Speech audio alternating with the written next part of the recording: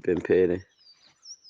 Lilemekezeke dzina la inu Mulungu wakumwambamwamba, mmawa wabwino pamene mwadzutsa mpingo wanu wa iwo amene akhulupirira dzina lanu, mpingo mosalingana ndi chipembedzo, mpingo mosalingana ndi domination ya mtundu uliwonse, msonkhano wa mtundu uliwonse wa ku dziko wosonkhanitsidwa ndi mayina a mipingo, koma mpingo wosonkhanitsidwa mu dzina lanu. Muudalitse mawa uno ndikuwuyikiza m'dzanja lanu pamodzi ndi ine pamene mukutikonzekeresa kutidziwisa chinthu choopsachi chimene chikuchitika ku dziko la mdima, chikuonekeranso ku dziko limene ife anthu tikukhalako. Lemekezekani mu dzina la Yesu Khristu. Amen.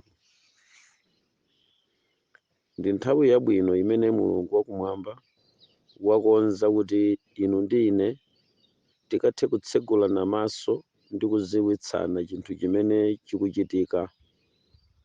Pakadali pano ana a Mulungu, tisaganizire kuti zinthu zikuyenda monga mmene inu ndi ine tikuganizira. Mulungu wafika pamalo ake oyenerera pamene akuyamba kutifotokozera ife ana ake kuti tikakhale anthu ozindikira ndi kutichapa m'maso pa chochitika chimene chikuchitika ku dziko lapansi. Ife atumiki amene tikutumikira Mulungu tikuthandizidwa ndi mzimu wake, mothandizidwa ndi mzimu wakewo kuti tikayesenso kuwunika zinthu zimene zikuyenera kuti zikawunikidwe. Lero ndimafuna inu ndi ine tikawunikirane chinthu choyipa kwambiri ndi choopsa chimene chikuchitika. Kumpembeza Mulungu timafunika tizimpembeza mu mzimu ndi choonadi, ndipo nthawi yakwana ana a Mulungu tisadafotokozere chimene tikufuna tikakambirane lero. Nthawi yakwana yakuti opembeza Mulungu asasogozedwe ndi chipembedzo. Ambiri amene tikukhulupirira ndi kuteteza zipembedzo zathu ndi kuchita nkhondo ya zipembedzo tikhumudwa posachedwa, chifukwa Mulungu amene sazayitana munthu, Mulungu amene sakunsankha munthu chifukwa cha chipembedzocho, koma chifukwa chakuti munthuyo wazisankhira yekha kuyenda m'choonadi ndi kutsata Baibulo lokha ndi mawu okha Mulungu. Pamene Mulungu akusankha mpingo wake kanyengo akaka, ambiri amene timayenda mu chisankhidwe chakuti mipingo idatisankha tikhumudwa posachedwa. Ngati tupali nthawi imene ana a Mulungu tikuyenera kubwerera kuchoka ku zimene tinali ndi kubwereranso kwa Mulungu, nthawi yake ndi inoyo. Yakwana nthawi yakuti timpembezedi Mulungu mokhulupirika. Ana a Mulungu, tonse tikudziwa bwino kunena kuti Yesu Khristu atabwera ku dziko lapansi, nthawi inakwanira yoti anyamuke apite kumwamba, kumene timadziwa kuti anakakhala pa mpando wachitetezero, komanso ndi kupereka nthawi kwa munthu kuti akatembenuke ndi kulapa. Zoona dziko tikulionali likupita kumalechereche akutha, ndipo tonse tikuyenda ulendo okasonkhana pa mpando wachiweruzo, mpando wa Mulungu, pamene akapereke mphoto ya munthu ku dziko lapansi. Tsiku lowawa lopweteka kwa anthu amene adaona ngati kulalikidwa mawu a Mulungu ndi kukhulupirira Mulungu ndi kusiya machimo chidali chinthu chopanda pake, chikadziwika kuti chinali chapake, chifukwa tsikulo likuyandikira ndipo likudza, ndipo palibe munthu amene ati alipambukire kulamanja kapena kulamanzere. Tsiku lilidza ndithu, ndipo pamene tsiku limene lili kuyandikira kudza, likudzera kwa ine, likudzera kwa inu amene sitinazikonzekeretse bwino.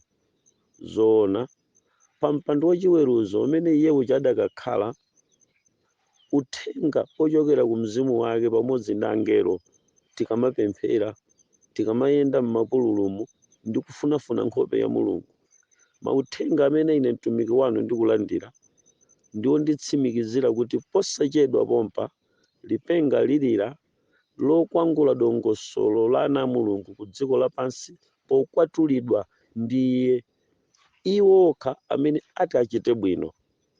Koma chithunzithunzi chimene ndikuchiona mu mzimu popemphera ana mulungu ndichomvetsa chisoni kwambiri, ndiko kutsala kwa anthu ochuluka amene otsalawa azitsala koma ali m'manja, ali m'mayeyapoti, ali m'madepoti oyenerezeka kuti kunyamuka akadatha kunyamuka, ndipo ambiri amene ati atsale azitsala koma zikwangwani za basi zakwawo ataziona.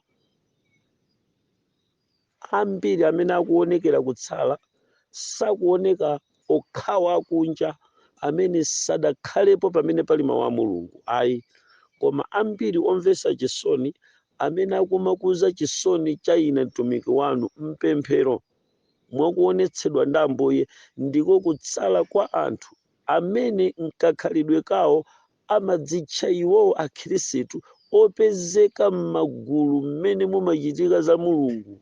Amenewa akutsala ambiri. Uthenga umene mulungu akutipatsa ndakuti tiyeni tilalikireni uthenga wabwino kwa inu atumiki, komanso kwa ife amene sitilalikira uthenga wabwino koma timakhulupirira mu uthenga wabwino pokonza njira zathu zachikale zachikunja ndi kubwerera kwa mulungu. Tichite msanga, chifukwa ambiri amene akuonekera kutsala ndiwo amene anakhala kale m'malo monyamukira koma sadakwaniritse dongosolo lachofunikiracho kuti anyamuke. Mpingo wa mulungu, tiyeni tizindikire kuti masiku akubwera kwa Ambuye wathu Yesu Khristu tsopano akuyandikira kwenikweni, kuti tsiku lina lililonse munthu akhoza kukhumudwa kwambiri akumaona kuti mkwatulo wachitika ndipo ana a mulungu apita. Likhala tsiku lomvetsa chisoni bwanji kwa inu amene munaziyenereza kuti mukupemphera ndipo mukuchita zinthu za mulungu ndi kuzionetsera pakati pa gulu la anthu ambiri kuti munali anthu okhulupirira, munali anthu opembeza, koma mukutsala osapita kamba kakumpembeza mulungu mwachinyengo, mosakhala mmene inu mukufunira, mosakhala mmene mzimu wa mulungu akufunira, koma kukhala mmene inu mukufunira, kuyenda ndi mulungu koma muli muzifuniro zanu, kupezeka pamalo a mulungu koma mukuchita zimene inu mukufuna. Ndizo zimene anthu ambiri ziwatsalitse. Chotero tiyeni tiphunzire kukhala pa zinthu za mulungu ndi kuchita chimene mulungu akufuna pamalo pamene tili, rather than kukakhala pamaso pa mulungu kapena kukhala pamene pakuchitika za mulungu ndi kumachita zimene ifeyo tikufuna. Ambiri ochita zofuna zawo, apiringupiringu, atanyamula mabaibulo, ulendo wopita kumwamba ukuaphonya. Uthengawo ukakupeza m'bale wanga, tazindikira kuti chimene chikukuphonyetsa kupita kumwamba ndi zinthu zimene sizikuthandiza kanthu kalikonse, chifukwa zimene zakugwiriziza kuti uphonye kumwambazo ndi zinthu zimene nazonso zikutha. Mukaziyang'ana zikukutherani m'manja, zilibe kopita. Anzanu adali nazo zomwezo koma zidathera, sadalendere nazo moyo osatha. Bwanji kuzitaya zimenezo? Ndikutenga moyo wathu kuupititsa kumwamba, kutenga moyo wathu kuupititsa kwa Yesu. Chinthu chimenechi chitichitira ubwino kwambiri. Uthengawo wana mulungu ukundipasa chithunzi chakutsalira kwa anthu ambiri amene akamayenda m'dziko limene lapansi anaziyenereza kuzipembezo, koma ndi opembeza ake a Satana amene adakakhalabe mzochitika za dziko lapansi, adakasanthula, adakachita masamu, adakalimbana ndi geometry kuti kodi dziko lapansi liyenda bwanji, tiligawa bwanji, tigawana bwanji malo, tigawana bwanji chuma, tiyenda bwanji mwa azimayi. Chomvetsa chisoni kwambiri ndi chakuti pamene tikufika kumapeto a nthawi yapansi pano, machimo ngati chisembwere, machimo ngati chigololo chakhala chakudya cha anthu ambiri opemphera m'matchalichi, m'magulu, m'mawhatsapp, mu zinthu zosiyanasiyana mmene anthu timasonkhana nkumachita limodzi ngati kagulu. Satana mdierekezi waponya kwambiri tchimo la chigololo kotero kuti anthu akugonana kusiyana ndi mmene adagonanira nakalekale. Uchimo ukufulumira kwambiri nawonso ukuchita limodzi ndi uchimo wa mowa, zinthu zimene zikuyenda mofala kwambiri. Ndipo uchimo umene akuti ukufananirana ndi zinthu zitatuzi ndiye chikondi cha pandalama, chimene munthu wambiri wokhulupirira akutero kuti Ambuye, anthuwa akukanika kundikhulupirira ine chifukwa mulungu wawo wakhala ndalama. Sizingadziwike bwino kuti tikupembeza ndalamayo, sizingadziwike bwino chifukwa kulibe chalichi chimene chidanena kuti lowani muno muzipembeza ndalama, koma chakhala chipangizo ndalamayi chimene chapanga substitute chilungamo cha mulungu, chimene chanchotsa Yesu Khristu pamalo a mtima wanu ndizo ndalama. Ndalamayi ikunena kuti ndalamayi ikupanga kuti munthu akanike kukhulupirira mulungu, kapena kuti ndalamayi ikumpanga munthu kulephera kuchita chilungamo cha mulungu, chifukwa chakuti ndalama yankhalira kutsogolo ndi akumavomera kutaya chilungamo koma kukhulupirira mu ndalamayi, akumavomera kuti asakhale olemekeza mulungu koma ndalama ikhale patsogolo, akumakanika munthu kuti akakhulupirike pa mulungu chifukwa cha ndalamayo. Anthu akuvomereza kutaya malamulo a mulungu chifukwa cha makobiri. Nawo ichi chinthu ichi chikuthandizirana pamodzi ndi chisembwere, chikuthandizirana pamodzi ndi tchimo la mowa. Zinthu zitatu zimenezi zikupangitsa kuti anthu ambiri otchedwa opemphera adzikonda zimenezi koma ali pa tchalichi. Chimenechi ndi chimene tikunena kuti ulendowu ukuoneka ngati ukupita kumalechereche, kwakuti ambiri mwa anthu amene tidawakhulupirira kuti azasunga chilungamo cha mulungu nadzayenda pamaso pa mulungu aleka kuyenda pamaso pa mulungupo. Tsopano limene likuwatsatira ndi kuwasogoza ndilo dziko lapansi. Mosogozedwa ndi dziko lapansi tikunena ndiyerekezi. Chifukwa chake nthawi yakwana yakuti mpingo wa mulungu tizindikire kuti angakhale zinthu zikuoneka zothina chonchi, angakhalenso zinthu zikuoneka zokoma kwa anthu ena, komatu posachedwa Yesu akubwera. Mmene amanyamuka amanena kuti akupita kumwamba kuti akakonze malo. Tsono akukhalanso kudzanja lamanja la Atate, ndi chimene akuchita pamenepa ndicho chitetezero, kutetezera dziko lapansi, kulamulira angelo agwire mphepo zinayi zisawononge dziko lapansi. Komatu mu uthenga uwu chikuoneka ngati kuti Ambuye tsopano wafika poti achoka posachedwa pa mpando umenewu kutsikira ku dziko lapansi kuti adzaweruze. Chiweruzo choyamba ndicho mkwatulo. Ambiri awanthu akutsala koma ali m'madepoti onyamukira pa ulendo opita kwathu.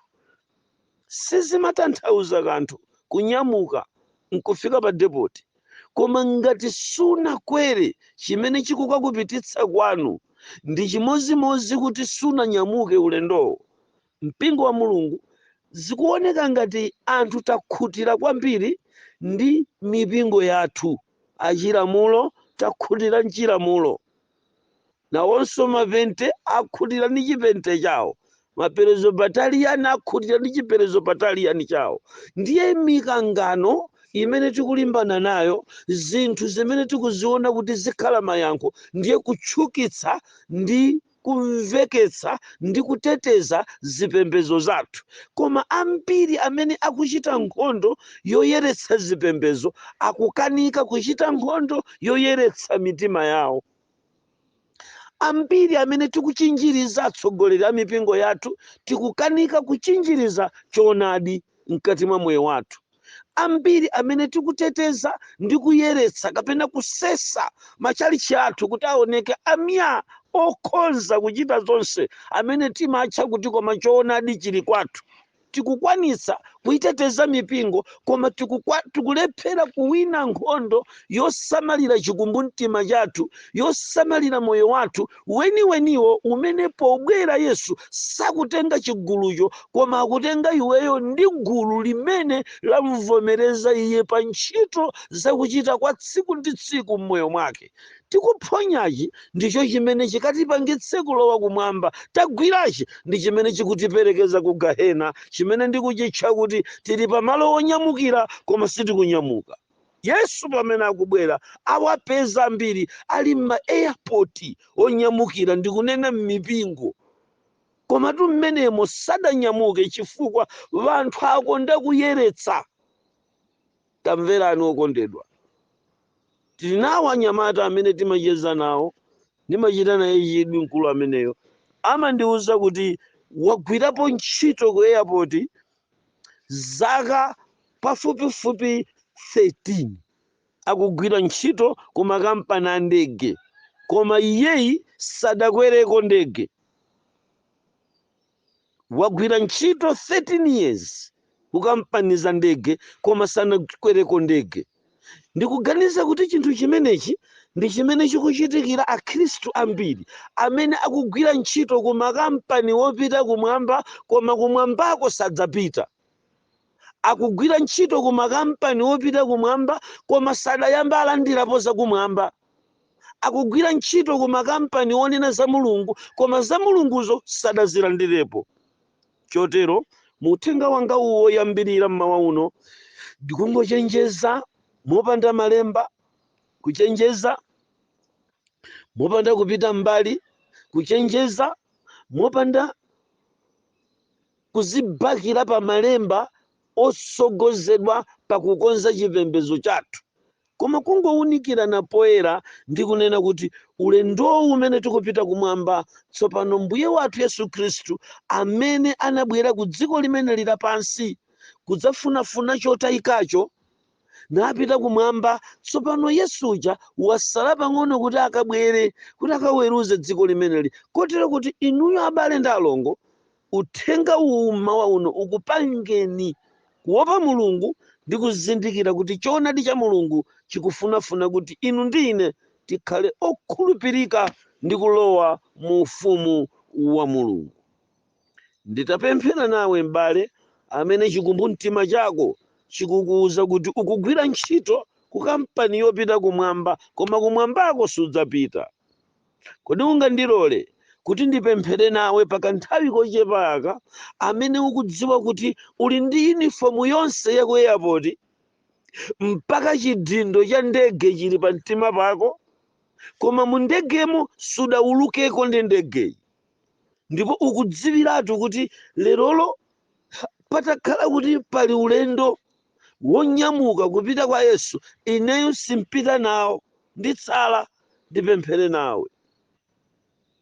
Ambuye Mulungu wakumwambamwamba, mama wa uno pemphero lathu lakadzutsa ili tikupempherera abale ndi alongo amene akugwira ntchito ku makampani wopita kumwamba, koma kumwambako sadzapita nawo chifukwa sanakwaniritse zinthu zimene zikadawathandiza kuti akafike mu ufumu wa Mulungu. Sanakwaniritse zimene zikadayenereza kuti pamene mukubwera mwatenge. Uchimo wachita mkati mwawo, Mulungu mwakhululukire. Kuziyenereza kwachita mkati mwawo, Mulungu mwakhululukire.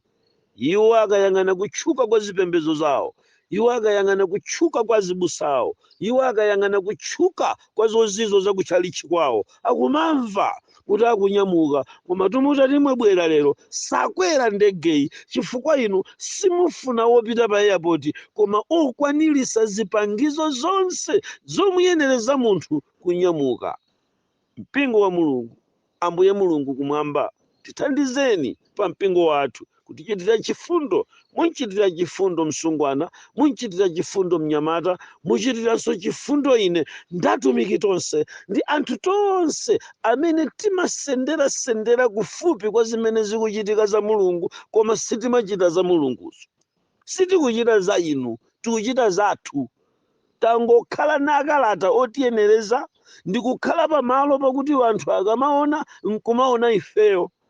Mpingo wa Mulungu, Ambuye Mulungu kumwamba, tichitireni chifundo ndi kukhululukira mbaleyo, kukhululukira mulongoyo, pamene inu Yesu Khristu mukusala pang'ono kubwera ku dziko lapansi. Pemphero langa ndila kuti mpingo wanu ukafike kumwamba, mpingo wanu ukalowe mu ufumu wa Mulungu mopanda munthu wina aliyense wotilepheresa, mopandanso chilichonse chotilepheresa. Pomaliza Ambuye, mkati mwa pemphero langa muyike kulimbika mtima kuti anthu akakwanitse kugonjetsa tchimo.